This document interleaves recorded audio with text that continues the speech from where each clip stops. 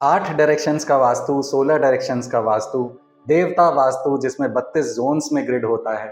ग्रिडिंग में भी अलग-अलग तरीके, स्क्वायर ग्रिडिंग करना, रेक्टेंगुलर ग्रिडिंग करना और एंगुलर ग्रिडिंग करना। तरह-तरह के कॉन्सेप्ट से वास्तु किया जा रहा है आज के डेट में। और दुःख की बात यह है कि अलग-अलग वास्तु कंसल्टेंट्स जो अलग-अलग तरीके को फॉलो कर रहे हैं, वो एक दूसरों की निंदा भी कर रहे हैं।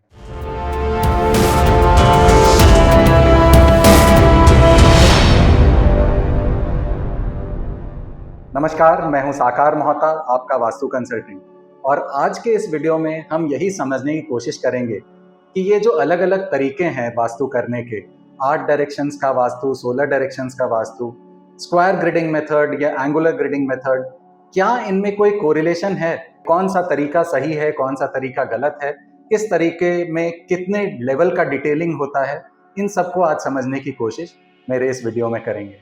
तो सबसे पहले जो सबसे सिंपलेस्ट फॉर्म ऑफ एनालिसिस है, सबसे simplest form of analysing the directions है, उसको समझते हैं, जो कि है 8 डायरेक्शंस में जब हम अपने प्रेमाइसेस को डिवाइड करते हैं।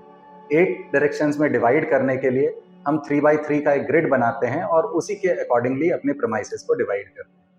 तो अगर हम स्क्रीन में देखें तो हमारा अगर जो प्लॉट है वो अगर बिल्कुल नॉर्मल स्क्वायर या रेक्टेंगुलर शेप का है और ऊपर की तरफ नॉर्थ है, नीचे की तरफ साउथ है, तो इसको हम इस तरह से 3x3 के ग्रिड में इसको डिवाइड कर लेते हैं।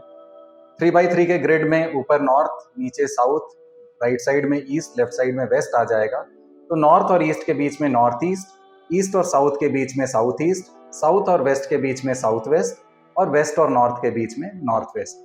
और बीच वाला जो सेंटर का एरिया है उसको हम सेंटर कहते हैं। और इस तरह से 9 जोन्स में हम पूरे प्रेमाइसेस को डिवाइड करके यह डिसाइड करते हैं कि कहाँ क्या होना चाहिए, कहाँ क्या नहीं होना चाहिए। वहीं अगर हमारा जो प्लॉट है या हमारा फ्लैट है वो अगर थोड़ा तिरछा होता है, यानी कि अगर नॉर्थ साउथ बिल्कुल अलाइन नहीं होते हैं, डायरेक्शनल नॉर्थ साउथ से हमारा घर अलाइन नहीं होता है, थोड़ा सा टेढ़ा बना हुआ रहता है, तो उस केस में अगर डेविएशन जो है 0 से 22.5 डिग्री तक का डेविएशन होता है तो हम इसी तरह से डिवाइड कर लेते हैं। अगर 22.5 से 45 डिग्री तक का डेविएशन होता है तो इसमें कॉर्नर्स पे चला जाता है हमारा ईस्ट वेस्ट नॉर्थ साउथ, और जो कार्डिनल डायरेक्शन है वहां पे आ जाता है north west, south east, north west, south west और नॉर्थ ईस्ट। तो इस तरह से ये दो तरीकों से 0 से 22.5 डिग्री तक एक ही तरह का ग्रिड यूज करते हैं और 22.5 से 45 तक दूसरे तरह का ग्रिड यूज करते हैं। तो ये हो गया एकदम बेसिक, एकदम सिंपलेस्ट तरीका वास्तु को करने का।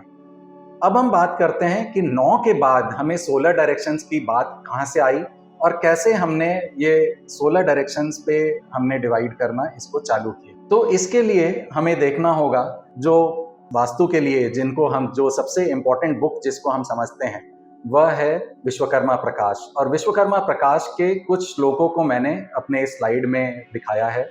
विश्वकर्मा प्रकाश के श्लोक नंबर 94 से लेकर के 98, 94 से 98 के श्लोक नंबर जो है उसमें कुछ बातें ऐसी कही गई हैं जिससे कि और डायरेक्शंस, मतलब 2 डायरेक्शंस के बीच में भी कुछ प्लेस करने के लिए कहा गया है।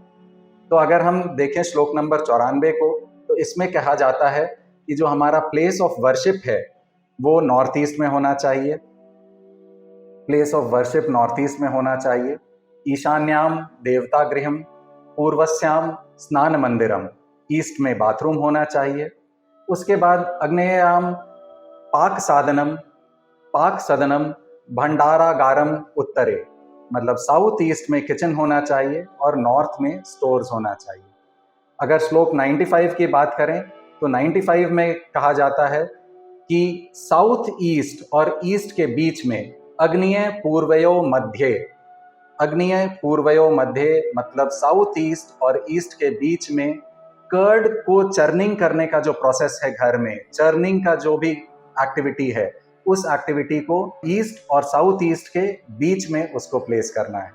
तो यहाँ हमने एक और डायरेक्शन की बात की जो कि ईस्ट और साउथ ईस्ट के बीच में आता है। इसी तरह से हम आगे और बढ़ेंगे तो अगला जो पॉइंट है, अगला श्लोक 95 वाले श्लोक में ही जो अगला है वह है कि अग्नि परितेशयो मध्य अज्य गेहम प्रशस्ते, मतलब स्टोरेज ऑफ घी की जो डायरेक्शन है, घी को कहाँ स्टोर करना है, वह स्टोर करना है साउथ ईस्ट और साउथ के बीच में घी का स्टोरेज होना चाहिए। इसी तरह से अगर हम श्लोक नंबर 96 पे आते हैं तो वहाँ कहा जाता है कि जो हमारा टॉयलेट है इसको पुरीश त्यागम मंदिरम के नाम से कहा गया है।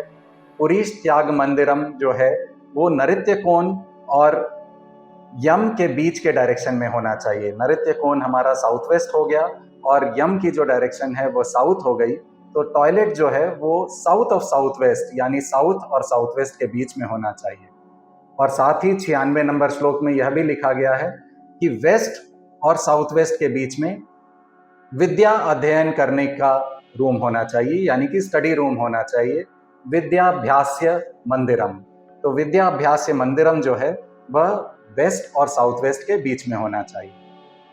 इसके बाद इसी में 97 नंबर श्लोक में एक जगह बताई गई है जो हमारा मोर्निंग का यानी कि ग्रीफ करने की जो जगह है। अगर मॉडर्न इंग्लिश में हम बात करें तो जो डिप्रेशन की जगह है यानी हमारा जो शोक करने की जो जगह है वह जगह बताई गई है वेस्ट और नॉर्थ वेस्ट के बीच में। इसी तरह से आगे अगर हम बढ़ते हैं तो इसमें बताया जाता है विश्वकर्मा प्रकाश के 97 नंबर श्लोक में ही आगे बताया जाता है कि नॉर्थ और नॉर्थ वेस्ट के बीच में एक बेडरूम बनाना चाहिए, जो कि नवविवाहित जो न्यूली वेड कपल हैं, नवविवाहित कपल हैं, उनको जो है बेडरूम नॉर्थ और नॉर्थ वेस्ट के बीच में देना चाहिए। तो अगर अब आप यहाँ विश्वकर्मा प्रकाश को देखें, विश्वकर्मा प्रकाश के इन श्लोकों को देखें, तो यहाँ सिर्फ 8 डायरेक्शंस की बात नहीं हो रही है। ईस्ट वेस्ट नॉर्थ साउथ और north west south east, south west और नॉर्थ वेस्ट की बात नहीं हो रही है। यहाँ बात हो रही है कुछ ऐसे डायरेक्शंस की भी जो कि से फॉर एग्जांपल साउथ ईस्ट और ईस्ट के बीच में है, साउथ ईस्ट और ईस्ट के बीच में है, वेस्ट और नॉर्थ वेस्ट के बीच में है, नॉर्थ वेस्ट और नॉर्थ के बीच में है, साउथ और साउथ वेस्ट के बीच में है। तो जब इन 8 डायरेक्शंस के अलावा और भी डायरेक्शंस की बात हो रही है तो हमने यहाँ इसी कारणवश अब जब आगे वास्तुकार जब ग्रिड करते हैं तो इसको 16 डायरेक्शंस में ग्रिड करते हैं और यहाँ 16 डायरेक्शंस की डिटेलिंग शुरू होती है। अब अगर इसको हम कोरिलेट करें, 8 डायरेक्शंस और 16 डायरेक्शंस को कोरिलेट करें तो हम यह भी समझेंगे कि 8 डायरेक्शन से थोड़ी और लेवल ऑफ डिटेलिंग इसमें बढ़ गई है। साउथ वेस्ट को डिवाइड किया गया है वेस्ट ऑफ साउथ वेस्ट में और साउथ ऑफ साउथ वेस्ट में। तो साउथ ऑफ साउथ वेस्ट में बताया गया है कि टॉयलेट्स होना चाहिए और वेस्ट ऑफ साउथ वेस्ट में स्टडी रूम होना चाहिए।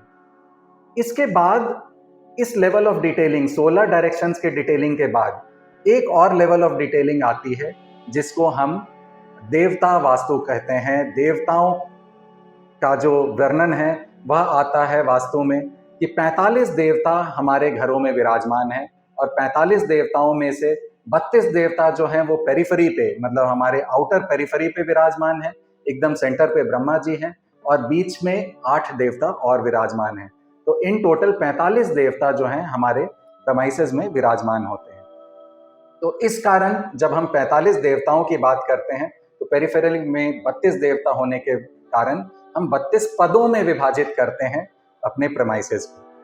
तो देवता वास्तु में जब हम जाते हैं तो देवता वास्तु में 45 पदों का जो वर्णन आता है वह ये 45 पद में हम विभाजित करते हैं। अब हम बात करते हैं कि क्या डिफरेंस है स्क्वायर ग्रिडिंग करने में और एंगुलर ग्रिडिंग करने में।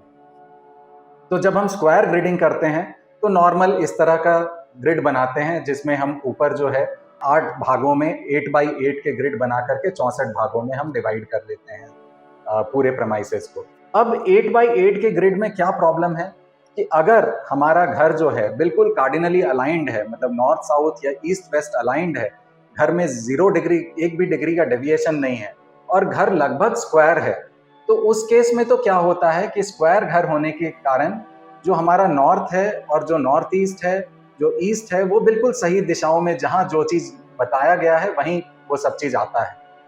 पर जैसे ही हमारा घर मान लीजिए थोड़ा लंबा हो गया, मतलब नॉर्थ साउथ छोटा है और ईस्ट वेस्ट अगर मान लीजिए लंबा है, तो इस केस में क्या होगा, नॉर्थ तो हमारा इस जगह पर एकदम बिल्कुल सही है, पर नॉर्थ ईस्ट अब कोने में ना हो करके नॉर्थ ईस्ट जो है यह 45 डिग्री के एंगल पे ही नॉर्थ ईस्ट आएगा। ईस्ट हमारा इधर है, नॉर्थ इधर है, तो बीच में जो बाइसेक्टिंग लाइन है नॉर्थ ईस्ट, तो नॉर्थ ईस्ट हमारे 45 डिग्रीज एंगल पे ही आएंगे और ना कि घर के कोने में। और 45 डिग्रीज एंगल पे अगर अब हमने पिछले वाले लेआउट को ही लेकर के नॉर्थ ईस्ट को कॉर्नर में मान करके कॉर्नर में अगर हमने नॉर्थ ईस्ट में प्लेस ऑफ वर्शिप बना लिया या हमारा अपना पूजा घर बना लिया, तो वह एक्चुअली नॉर्थ ईस्ट में नहीं है, बल्कि वह ईस्ट ऑफ नॉर्थ ईस्ट में शिफ्ट हो जाता है। और अब देखिए यहाँ पे गलती क्या हो गई कि नॉर्थ ईस्ट में हमारा मेडिसिन्स का घर आ गया, जो कि यहाँ नहीं होना चाहिए। नॉर्थ ईस्ट में सिर्फ और सिर्फ पूजा घर होना चाहिए। तो यह प्रॉब्लम क्यों आ रही है और क्यों हम कॉर्नर को नहीं मान रहे हैं नॉर्थ ईस्ट, बल्कि 45 डिग्रीज एंगल को ही नॉर्थ ईस्ट मान रहे हैं? आप देखेंगे कि दुनिया में जो भी हमारा अर्थ है वह सर्कुलर है, स्फेरिकल है। जो magnetic lines of forces move कर रहे हैं अर्थ के अराउंड, वो भी सर्कुलर मोशन में मूव कर रहे हैं। जो भी प्लैनेट्स हैं वो भी सब सर्कुलर या स्फेरिकल है। तो जो एंगल्स जब हम डिवाइड करते हैं, हमारा जो कंपास है वो भी स्फेरिकल है, 360 डिग्री का कंपास है। तो हमारे लिए एंगुलर डिवीजन ही इंपॉर्टेंट है, क्योंकि तभी हम आइडेंटिफाई कर पाएंगे कि 45 डिग्रीज पे नॉर्थ ईस्ट है, ना कि घर के कोने में। अगर मान लीजिए हमारा घर बहुत ही लंबा है, बहुत लंबा है, मतलब रेशियो 1:4, 1:5 जैसा है, तो हम कभी भी ये नहीं बोल पाएंगे कि नॉर्थ ईस्ट हमारा कॉर्नर पे है, क्योंकि कॉर्नर हमारा नॉर्थ ईस्ट एकदम बिल्कुल परपेंडिकुलर नॉर्थ से बिल्कुल 45 डिग्रीज पे ही आएगा, ना कि घर के कॉर्नर पे। हम नहीं बोल सकते कि नॉर्थ ईस्ट की एनर्जी, क्योंकि हमारा घर लंबा है तो नॉर्थ ईस्ट की एनर्जी वहां कोने से ही आएगी। नॉर्थ ईस्ट हमेशा कोना नहीं होता है, नॉर्थ ईस्ट नॉर्थ के 45 डिग्री एंगल पर ही होता है। नॉर्थ और ईस्ट के बीच के बाइसेक्टिंग 45 डिग्रीज पे ही नॉर्थ ईस्ट होता है, ना कि घर के कोने पर।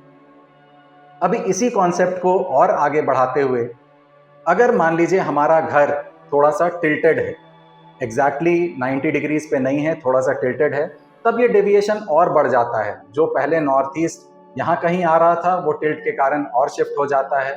प्लेस ऑफ वर्शिप जो है अब वो मोटा मोटी बिल्कुल ईस्ट में ही पड़ने लग जाता है। तो ये जो टिल्ट है, पहले के घर होते थे बिल्कुल north south aligned square shape में। तो अगर पहले के घरों को हम देखें तो पहले के घरों में आप स्क्वायर ग्रिडिंग करें या सर्कुलर एंगुलर ग्रिडिंग करें, दोनों के केसेस में डायरेक्शन सेम आते थे। पर अब जो है घर बिल्कुल आड़े टेढ़े होते हैं, लंबे होते हैं। कई बार फ्लैट्स के केस में बालकनीज निकली हुई होती हैं, शाफ्ट्स कटे हुए होते हैं। तो ऐसे केसेस में तो हम स्क्वायर ग्रिडिंग कर ही नहीं पाएंगे, और स्क्वायर ग्रिडिंग अगर हम नहीं कर पाएंगे तो हमें एंगुलर ग्रिडिंग का ही उपयोग करना पड़ेगा। एंगुलर ग्रिडिंग से हमें एक और एडवांटेज क्या मिलता है कि घर कैसा भी हो, आड़ा टेढ़ा, एक एग्जाम्पल अगर अभी आज के फ्लैट का लें तो आजकल जो फ्लैट हैं वह कई बार इस तरह के भी होते हैं, जिसमें 3 तरह के अलग अलग हेक्सागोनल शेप में, सीढ़ी नुमा शेप में, तो अलग अलग शेप में भी स्क्वायर्स और शेप्स के फ्लैट होने के वजह से हम इसका स्क्वायर ग्रिडिंग अगर करना चाहें तो स्क्वायर ग्रिडिंग कर ही नहीं पाएंगे। तो इसीलिए हमें एंगुलर ग्रिडिंग की मदद लेनी पड़ती है, और एंगुलर ग्रिडिंग से ही हम सही डायरेक्शंस आइडेंटिफाई कर सकते हैं। अगर कोई भी कंसल्टेंट लंबे चौड़े कटे हुए फ्लैट्स को अगर स्क्वायर ग्रिडिंग करने की कोशिश कर रहा है तो वह कभी भी करेक्ट ग्रिडिंग नहीं कर पाएगा, क्योंकि अगर फ्लैट लंबा है तो हमारे कार्डिनल डायरेक्शंस तो ठीक नॉर्थ ईस्ट साउथ वेस्ट में आ जाएंगे, पर नॉर्थ ईस्ट वो कॉर्नर में मानने जाएगा, पर कॉर्नर पे नॉर्थ ईस्ट नहीं है। North east 45 degrees from north पे ही नॉर्थ ईस्ट हमारा है।